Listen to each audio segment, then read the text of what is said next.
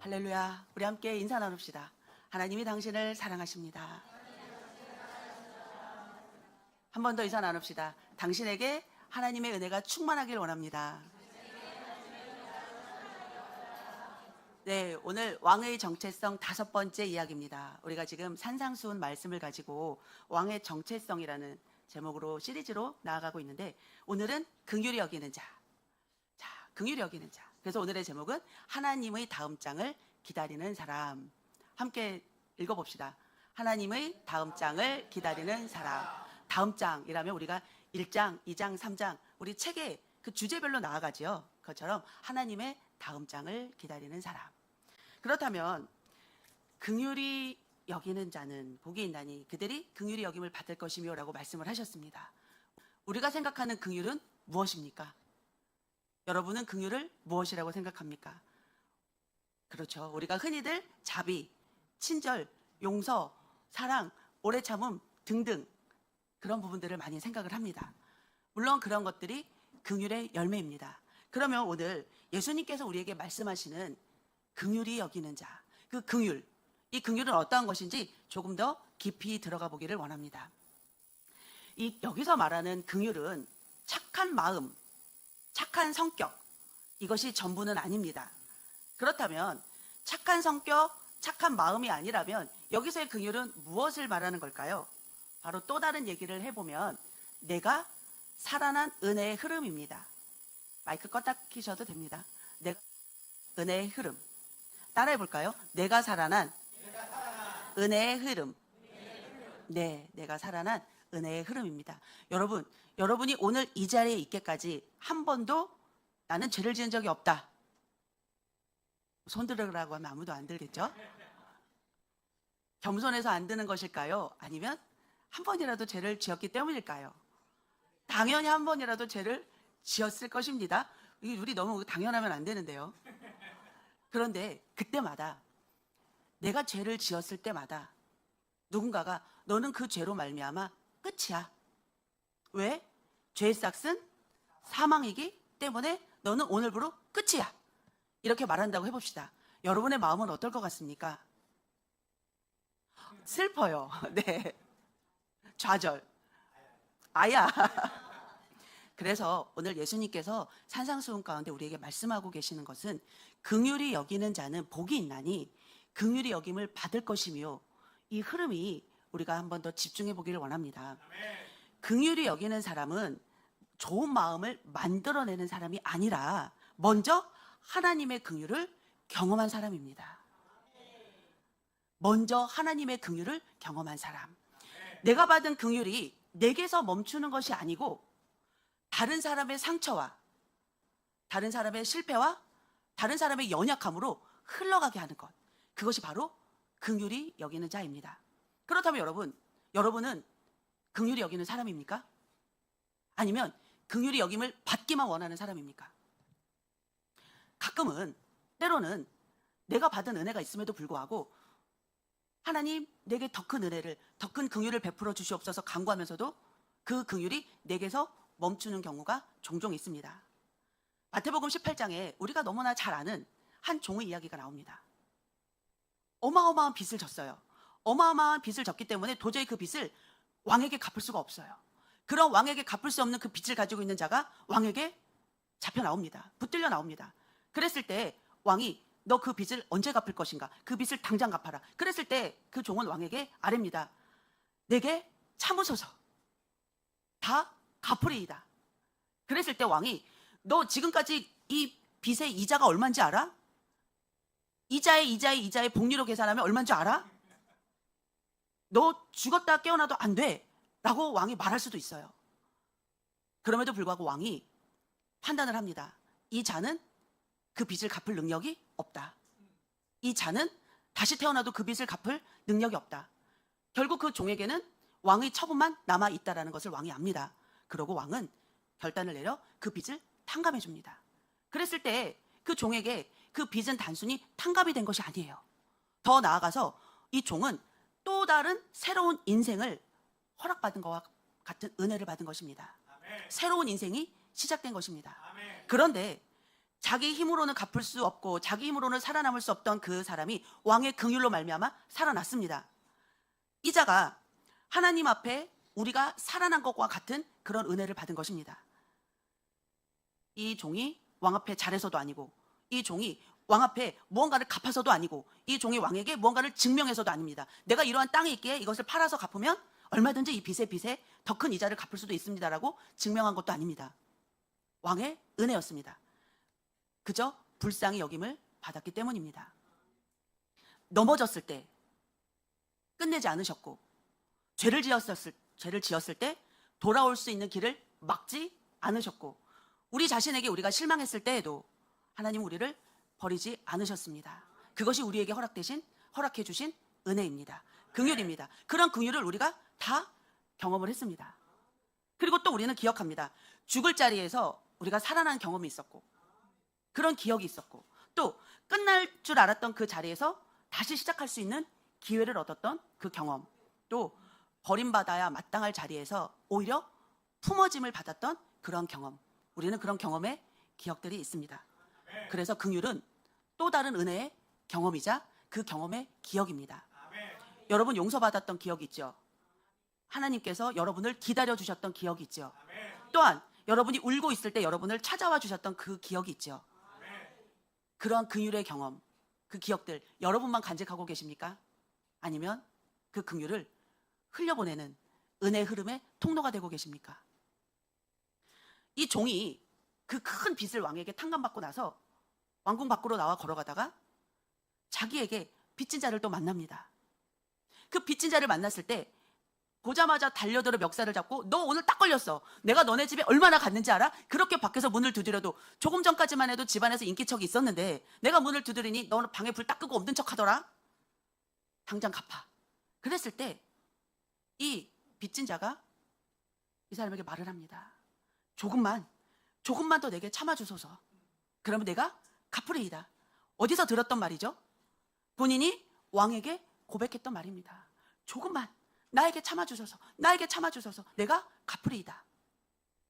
그랬을 때 나도 조금 전 왕에게 탕감을 받고 새로운 인생을 허락받았지.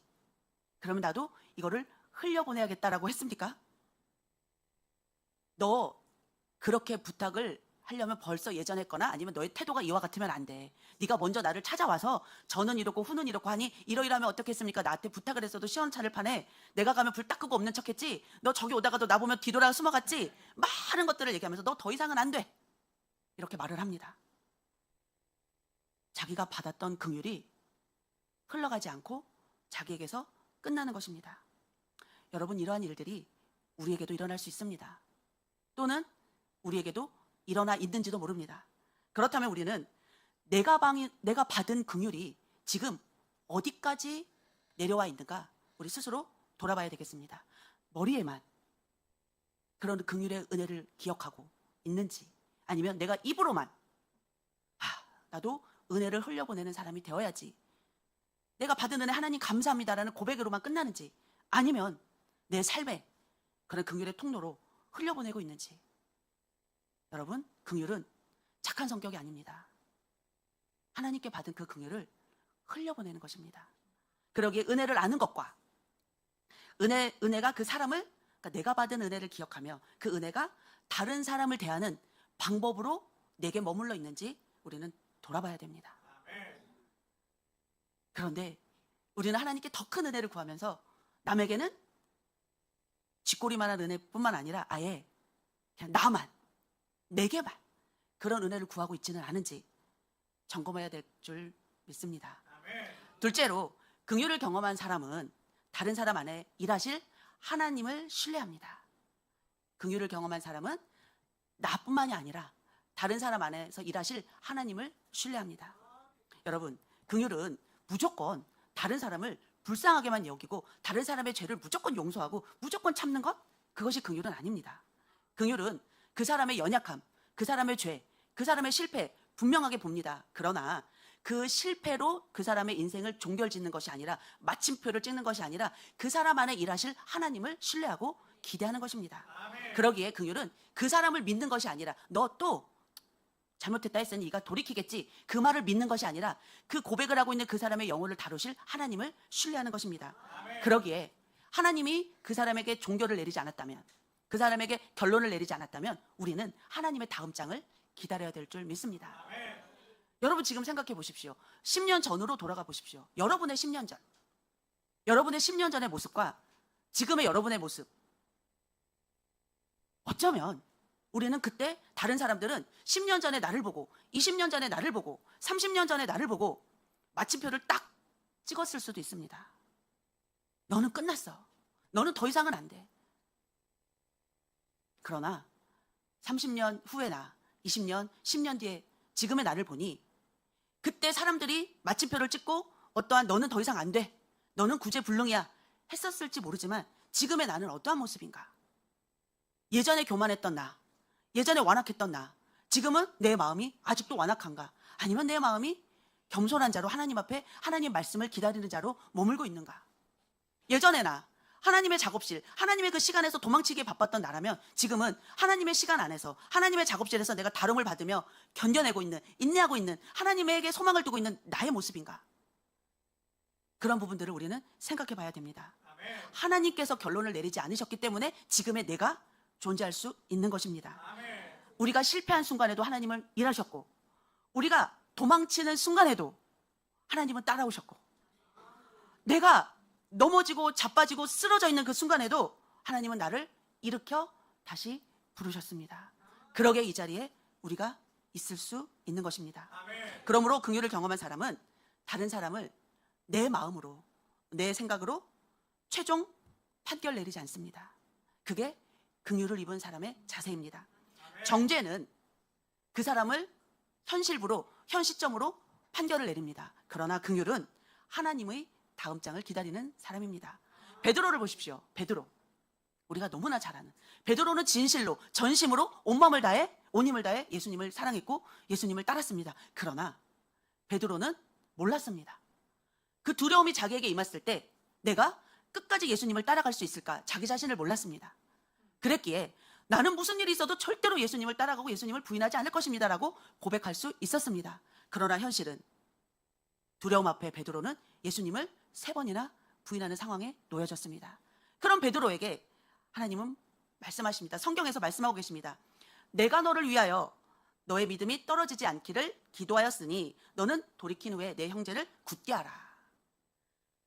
내가 너를 위하여 무엇을 했다고요? 믿음이 떨어지지 않기를 기도하였다. 누가? 예수님이 베드로를 위하여. 그러기에 너가 그렇게 떨어지고 난 이후에 돌이킨 후에 너의 형제를 굳게 하라. 너가 실패하고 그런 후에 긍휼을 입고 긍휼을 흘려보내는 통로가 되라. 내가 너를 위하여 너의 믿음이 떨어지지 않기를 기도하였노니 너는 돌이킨 후에 너의 형제를 굳게 하라. 이렇게 예수님은 말씀하고 계십니다. 예수님은 베드로의 오늘 말 3번 부인한 그 모습만 생각하신 것이 아닙니다. 그것만 보고 판단하신 것이 아닙니다. 그 베드로 안에서, 그 좌절 후에, 그 실패 후에, 그 배신 후에 베드로 안에서 일하실 하나님을 알고 있었습니다. 그 하나님을 기대하고 있었습니다. 그 이후에 베드로가 예수님을 다시 만났을 때 네가 나를 사랑하느냐라고 말했을 때 베드로가 그럼요, 당연하죠. 지난번에 내가 3번이나 배신했지만, 부인했지만 이제 절대로 안 그럴 거예요.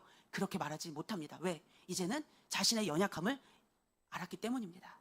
그러기에 내 마음은 진실로 예수님을 사랑하고 예수님을 따라가길 원하지만 내 힘으로는 안 됩니다. 그것을 주님이 아십니다. 그랬기에 성령을 나중에 약속을 하시는 겁니다.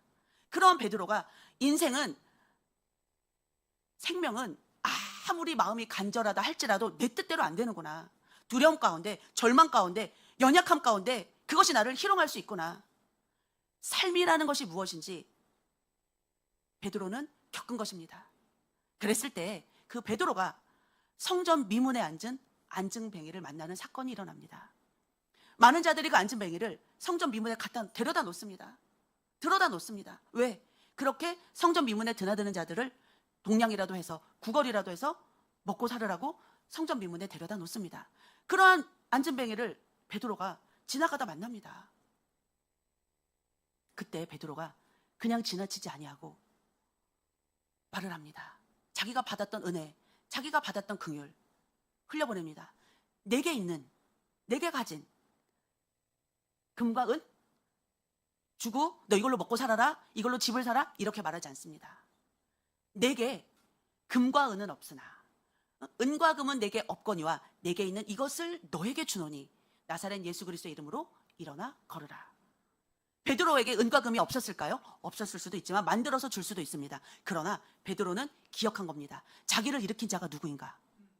자기가 열심으로 특심으로 나는 예수를 따라갈 것입니다, 예수를 지킬 것입니다 라고 할 때가 아닌, 자기가 이것밖에 안 되는구나 라고 절망하고 자기의 본연의 모습, 자기의 연약한 모습 앞에 허덕이며 울며, 그래도 예수님, 저는 진짜 예수님 사랑했어요. 그때는 그랬지만 나는 예수님 정말 따라갔고 진심이었어요. 그러한 마음들을 고백했던 그 베드로, 그 베드로에게 나타나 주신 예수님, 그 베드로에게 내 양을 먹이라라고 소망을 주신 예수님, 그 베드로가 그 받았던 은혜를 안전뱅이를 보면서 그 마음을 흘려보냅니다. 내게 은과 금은 없으나 내가 가진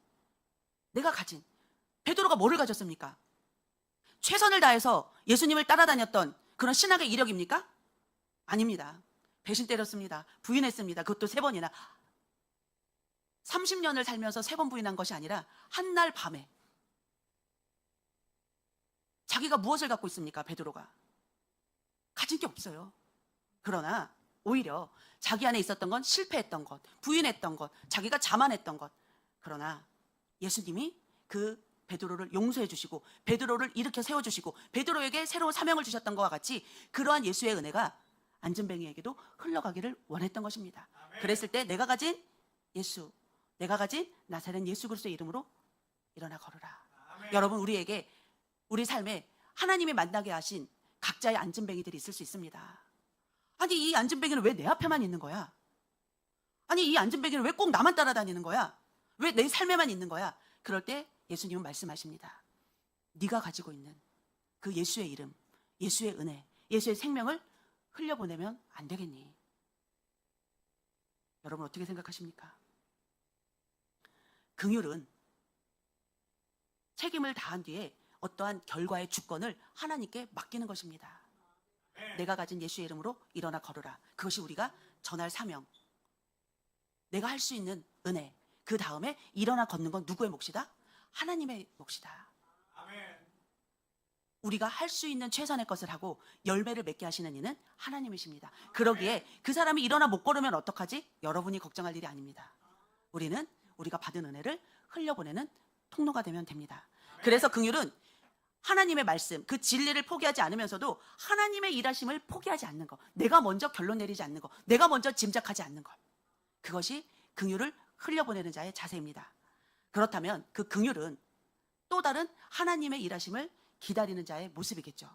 그래서 하나님의 선하심을 믿고 하나님의 일하시는 그 시간을 존중하고 하나님의 다음 장을 기다리는 것이 바로 긍휼히 여기는 자의 자세입니다. 셋째로, 긍휼을 경험한 사람은 받은 은혜를 다른 사람의 상처로 흘려보냅니다.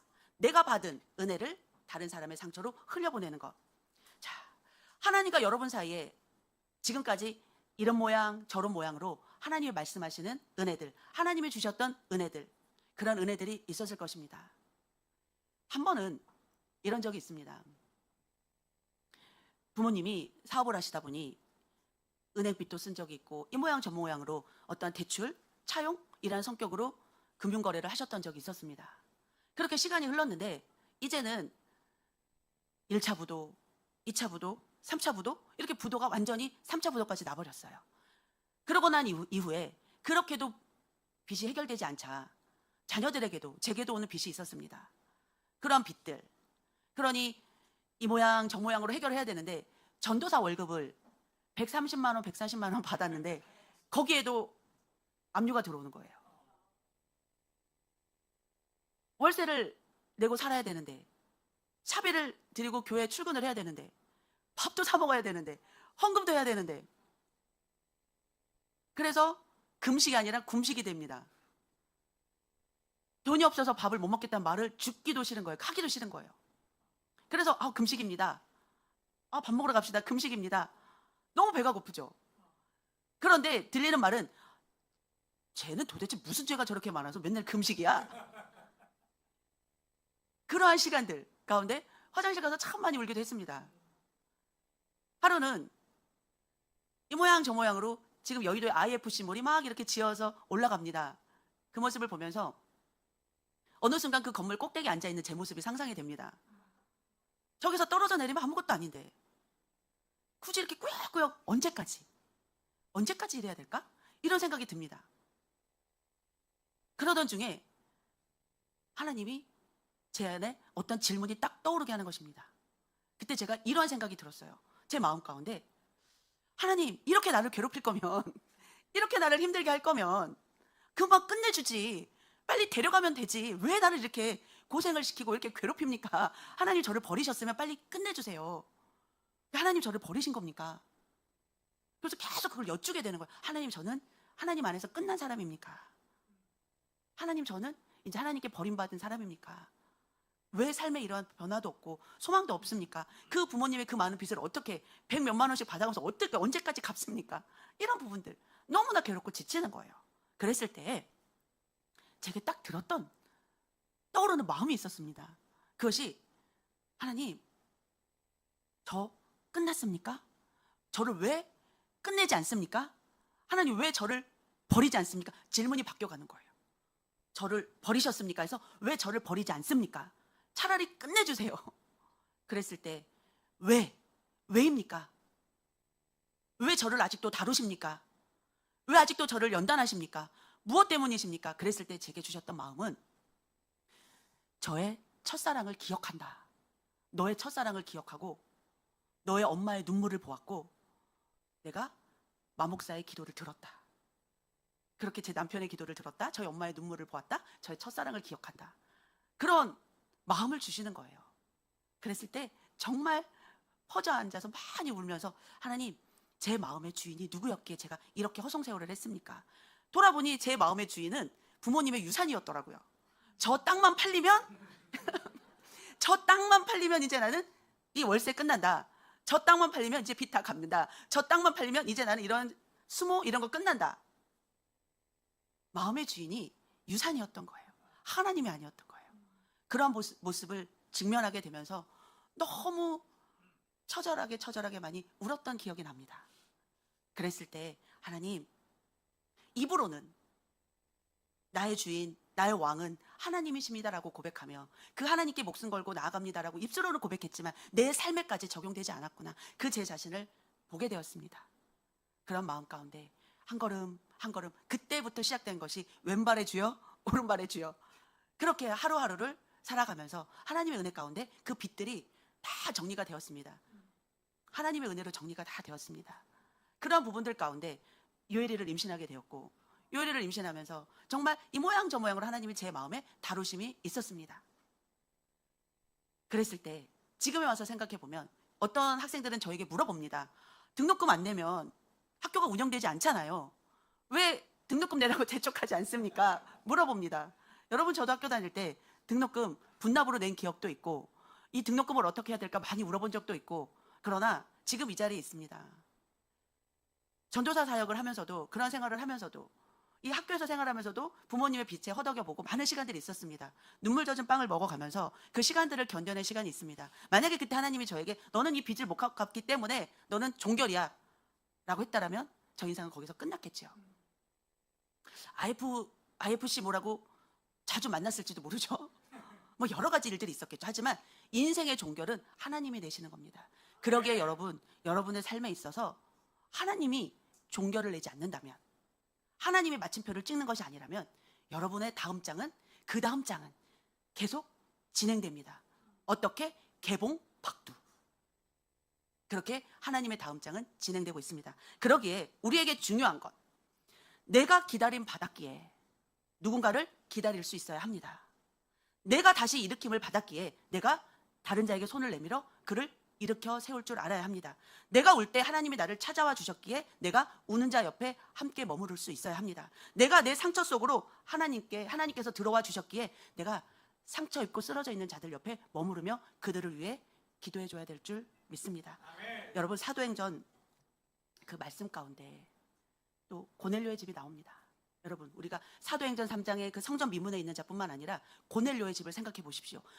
유대인에게 이방인이란 어렵습니다. 가까이 할 수 없는 자들입니다. 그런데 그 긍휼이 흘러간, 긍휼을 받았던 베드로는 이방인을 예수를 전하는 대상으로 받아들입니다. 고넬료의 집에 다른 사람이 들어간 것이 아니고 베드로입니다. 하나님께 용서를 받은 자, 예수님의 은혜를 입은 자가 고넬료의 집에 들어가 고넬료에게 복음을 전합니다. 여러분, 여러분이 저 사람은 안 돼, 저 사람은 끝났어 라고 단정 지을 때 하나님은 아직 아니야, 아직도 그 사람의 다음 장은 준비되어 있어, 이렇게 말씀하실 수 있습니다. 그러기에 우리가 판단을 내리면 안 되겠습니다. 자기를 일으킨 예수의 이름이 베드로에게는 다른 사람을 일으키는 예수의 이름으로 흘러갔습니다. 오늘 이 시간 하나님은 여러분에게 그 예수의 이름을 누구에게 전달해 주라고 여러분에게 말씀하고 계십니까? 우리는 그 부분을 흘려보내는 자들이 되어야 될 줄 믿습니다. 긍휼히 여기는 자는 복이 있나니 저희가 어떻게 된다고요? 긍휼히 여김을 받을 것이요. 여러분, 말씀을 마치려고 합니다. 나를 살린 긍휼, 나를 살린 긍휼이 지금 누구에게 흘러가고 있는가? 아니면 내게 멈춰 있는가? 때로는 나를 살린 긍휼이 가족에게조차도 흘러가지 않을 때가 있습니다. 나를 살린 그 예수님의 긍휼, 그 긍휼이 내게서 흘러 가까이 살고 있는, 가까이 함께하고 있는, 가까이 호흡하고 있는 가족에게로, 나를 살린 그 예수의 긍휼이 내 주변에 아파하고 있는, 쓰러져 있는 그 지체들에게, 나를 살린 예수의 긍휼이 내가 섬기고 있는 공동체로 그렇게 흘러가기를 원합니다. 그게 바로 하나님의 아름다운 덕을 선전하는 우리들의 자세여야 됩니다. 우리가 긍휼을 말할 때 십자가를 빼놓을 수 없습니다. 십자가는 죄를 가볍게 여긴 것이 아니라, 가볍게 여긴 자리가 아니라 얼마나 무서운지를 보여주는 자리입니다. 그러기에 그 죄 때문에 예수님이 십자가에 달리셔서 우리의 죄를 대속해 주신 것입니다. 나만의 죄를 대속해 주신 것이 아니라 우리의 죄, 우리 가족의 죄, 우리 공동체의 죄, 우리 앞에 놓여 있는 또 다른 안진뱅이의 죄까지도 예수님은 십자가에서 짊어지시고 감당하셨습니다. 그러기에 예수님이 얼마나 그 죄인들을 불쌍히 여기셨는지, 얼마나 사랑하시는지를 보여주는 것이 바로 십자가의 자리입니다. 우리가 잘해서도 아니고, 우리가 충분히 거룩해서도 아니고, 그것은 우리가 불쌍히 여김을 받았기 때문입니다. 그러기에 나를 불쌍히 여겨주신 그 예수님의 은혜, 하나님의 은혜를 생각하며 그 하나님의 사랑이 흘러가는 통로가 되어지겠다고 결단하는 시간이 되어지길 원합니다.